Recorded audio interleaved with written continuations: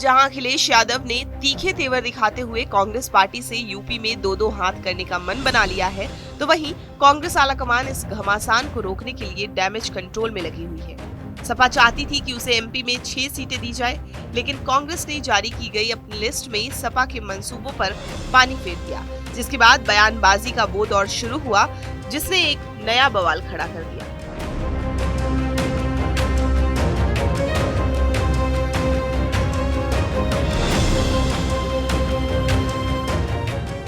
जहां सपा गठबंधन से मुंह मोड़कर अपनी नई रणनीति पर काम करने की तैयारी कर रही थी, तो वहीं आरएलडी इस पूरे मामले से कहीं दूर खड़ी नजर आई। ऐसा लग रहा है कि आरएलडी चीफ जयंत चौधरी शायद दो नाव पर सवारी करने की कोशिश कर रही है, जो यूपी में तो अखिलेश के साथ रहना चाहते हैं, पर गठबंधन से दूरी भी उनको गवारा नहीं। उसका एक बहुत बड़ा कारण ये है कि जयंत चौधरी राजस्थान में अपनी सियासी ताल ठोकना चाहते हैं।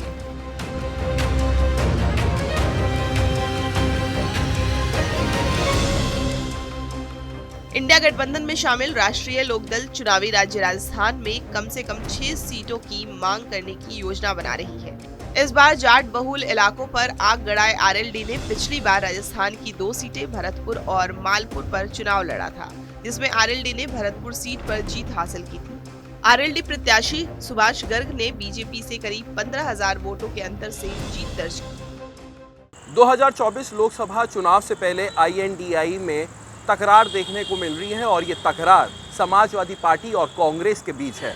विधानसभा चुनाव मध्य प्रदेश में होने हैं और इससे पहले कांग्रेस और समाजवादी पार्टी आमने सामने हैं।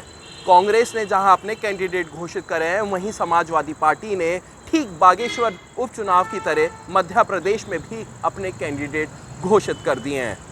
अब सवाल ये उठता है कि जयंत चौधरी जो आरएलडी के राष्ट्रीय अध्यक्ष हैं, उनके माथे पर चिंता की लकीरें किस तरीके से बढ़ने जा रही हैं, क्योंकि राजस्थान में और पश्चिमी उत्तर प्रदेश में आरएलडी की स्थिति मजबूत मानी जा रही है।